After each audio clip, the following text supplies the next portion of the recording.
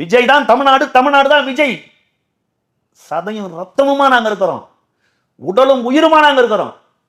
அப்படியே போய்க்கலான்னு ஒரு விரும்பல. மக்களோட மக்களா உளரணும், சொல்லணும், இவங்களுக்கு ஏதாச்சும் செய்யணும், இந்த ஏமாற்று பேர்வழிகளிடமிருந்து தமிழ்நாட்டை மீட்கணும். இவனுங்க இப்படி அழிக்கிறானுங்களேன்றத அவர் ஒரு தூக்கத்தை தொலைச்சிருக்கிறார்.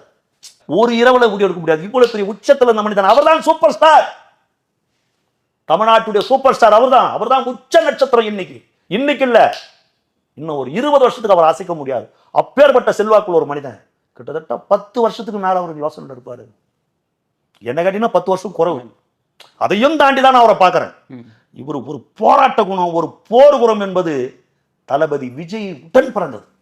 நான் அவரை பார்க்கிறேன் அப்படிதான். இவருக்கு போராட்டமும் போர் குணமும் இந்த லட்சிய வெறி இதெல்லாம் இவரோட கூடவே பயணம் பண்ணிக்குது. இவரை தூங்காம அதெல்லாம் தடுத்திருக்குது. இவருடைய தூக்கத்தை கெடுத்திருக்குது. இவர் அந்த வாழ்க்கையை விரும்பல. அந்த சினிமா, அந்த வாழ்க்கை அதெல்லாம் இருந்தாலும், அதுதான் ஒரு உச்சத்துல கொண்டு போனாலும், அதோடைய வெளிப்பாடு தான் வெளியே வராரு. அது ஒரு வெளிப்பாடு தான். நிச்சயமா அவருடைய முயற்சி மாபெரும் வெற்றி பெறும். மீண்டும் மீண்டும் சொல்கிறேன், தமிழ்நாட்டு மக்கள், இளைஞர்கள், குறிப்பாக தாய்மார்கள் அவரை ஒரு நாளும் கைவிட மாட்டாங்க.